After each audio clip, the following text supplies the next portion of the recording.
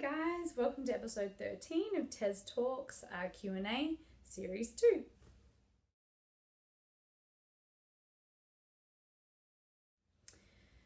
Yeah, I think it's so important to learn how to create boundaries for people in your life that can be very hurtful and people struggling with their own insecurity or their own suffering, and as a result they are acting out and sometimes being unkind.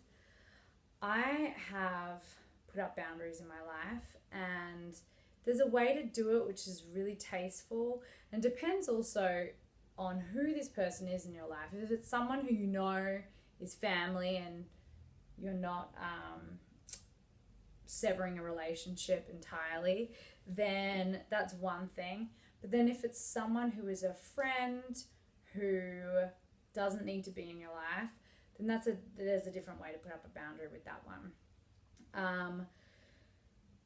For me, sometimes the people that I have to put up boundaries with are my family, and I have just like spatially a boundary. I live in America most of the time, and most of my family are in Australia. So sometimes that is helpful for me, but I know that with my mama, I've put up a boundary where we just don't discuss religion because our ideas are so different.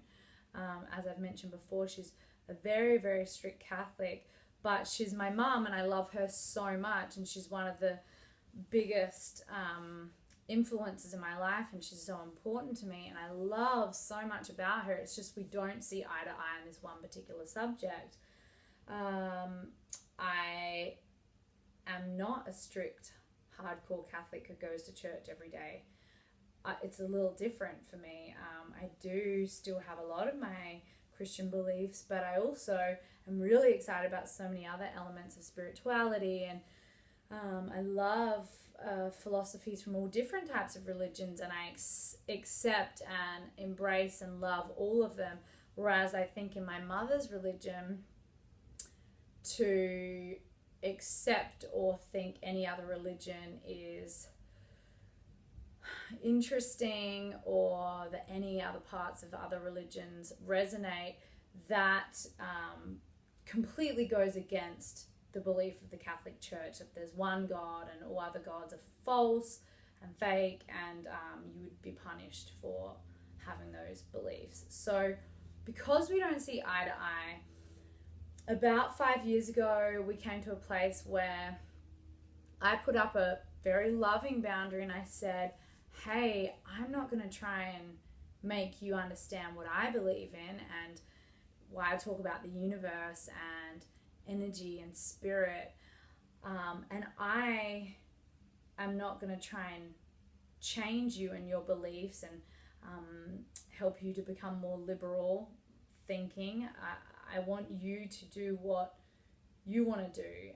And I had spent so many years trying to inform her and give her more things to think about, and then I realized that I was wasting my time and we were butting heads on this one particular subject. So I said, I love you, you're my mama, you're, she's Bodhi's grandmother, she's this baby's grandmother, Isaac's step-grandma. We just said that, hey, I think it's mostly beneficial for our relationship if we don't talk about religion. And let's put that boundary in place, and we can remind each other if we start going down the path of talking about religious things, we can remind each other about this boundary we've put in place. And it's worked really well, and we do have to remind each other. She'll say a little thing, and then I'll say a little thing, and then she'll say a little thing, and then I'll be like, wait, hang on, we shouldn't even be talking about this, let's talk about something else. And there are so many other things that my mum and I connect on and just see the same way, or have the same perspective on, that those are the things that we focus on. So that kind of boundary is very different to a boundary that you would have to put in place with someone that you no longer want in your life. I think it is really strong to just be open and vulnerable and completely be authentic and say, hey, I just want to talk to you for a moment and let you know that our interactions have been making me feel really uncomfortable. And I've been sitting and reflecting on some thoughts and feelings I've been having after we've hung out, and I can recognize that I'm feeling sad about these things, or my feelings are feeling really hurt. And I just wanted to come to you to talk to you and just say that I think I need to put a boundary in place and say that either A, we don't discuss about this particular thing. We just don't. We have very different perspectives. I don't want to change you. I don't want you to change me. And I don't like how we're treating each other. I don't like this dynamic between us, and it feels uncomfortable to me. And so I really want to put this boundary in place. So either we don't talk about it, or we don't engage in it with each other in this capacity, or we really like take some space from one another and reevaluate our friendship. So you could say that. That's very open and vulnerable, and it's being very honest to it, and it's direct. That's the thing, is I think there's such a breakdown in communication sometimes when you're not brave enough to really say how you're feeling.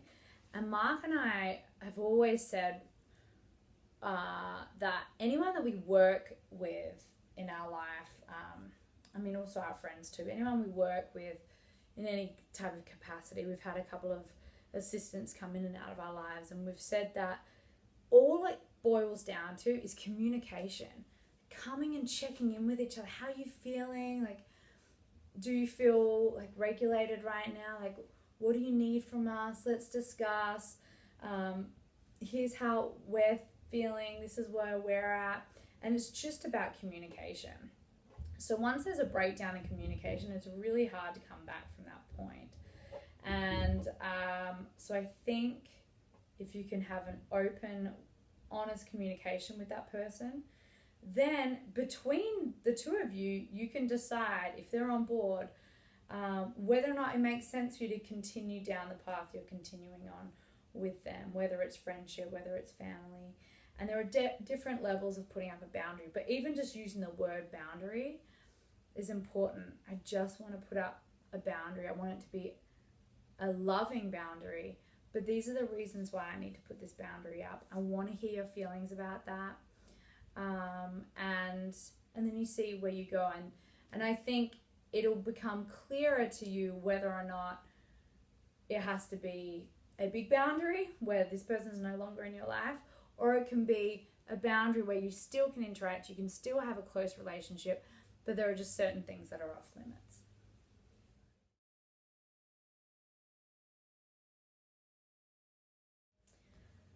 That's a good question.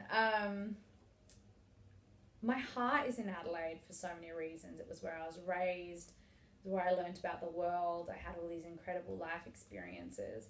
But it wasn't until I moved out to Los Angeles that I really started to get to know myself in a much deeper way. As a result of just physically being here in Los Angeles and having at my fingertips, these wonderful opportunities to go deeper and meditate. And there's like on every corner, it's almost like there's an opportunity to do spiritual work in Los Angeles. I didn't find that in Adelaide. It was very different, and I know that it exists in Adelaide. I know that there's a movement towards conscious living worldwide. It's just so rife here in Los Angeles. All my friends are like, all my friends are into it. Self-development work, evolving, real, authentic, deep communications, delving into our spirituality. It's such a huge part of this culture here. And the small amounts of times I've been back to Adelaide, it's usually just back to Adelaide, catching up with people, jumping from this catch up to that catch up, that I haven't actually had the time to find that like-minded community there. People who are interested in natural parenting and conscious living and animal rights and all the sorts of things I'm interested in. I haven't found my community there yet. But I also realize that it's because I haven't had the time. So now I'm going to go back to Adelaide, and I know I have 3 months, and I'm going to find my tribe. I'm going to find all the wonderful things that I love to do there, my yoga classes, my meditation teacher, my whatever it is that exists there, my conscious parenting mothering group. I know I'll find that there. I know it exists. I just haven't had the opportunity to be there and just kind of do the research and find that. But I will say I have a lot of friends there in Adelaide who I grew up with, who are wonderful people. A lot of them are mums now, so it's just a different world. And the reason we bought a house in Adelaide was because it's so refreshing to be back home. It's so refreshing to be back in Adelaide, where people aren't talking about the industry. They don't care. There aren't paparazzi following you down to your local restaurant. There aren't movie posters on every corner and people talking about the box office and the budget of this film and what agency you're with. It's just a really kind of relaxed family place. And also we have land there. My children are going to be running around on 10 acres of land at the house that we bought. So it's such a wonderful contrast to this place, and I love both places for so many different reasons.